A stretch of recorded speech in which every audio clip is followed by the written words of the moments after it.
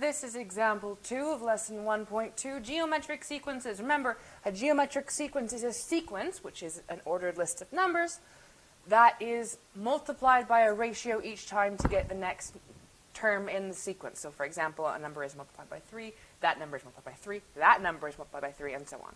So, one geometric sequence we have here begins with the number 2. Another begins with the number 3. Each geometric sequence has a ratio of 5. Write the first 5 terms of each sequence. So we have 2 sequences we're going to write here. One starts with 2, one starts with 3. So we'll start by writing those numbers down. So 2 and 3.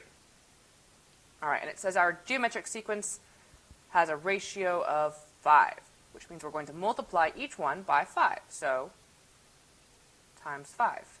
2 times 5 is 10. All right, times 5.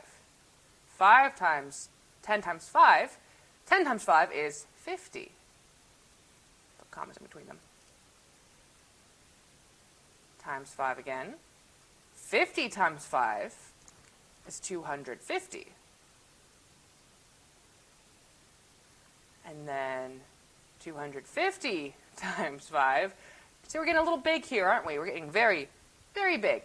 250 times 5. Well, 25 times 5 is 125. Put a 0 on the end of it. And we have 1,250. That got really big really fast. Reminds me a little bit of exponents, doesn't it? It's a little different from exponents, of course. But it is very similar to the same prospect. It's exponential growth. It's going up by the same factor each time, getting way big. 2, 10, 50, 250, 1,250. All right, let's do the other one in green. So this one starts with 3 and goes up by a factor of 5. So times 5. 3 times 5 is 15. I don't know my 15s as well.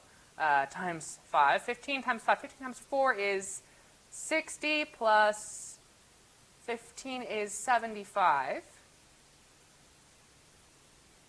Up times 5.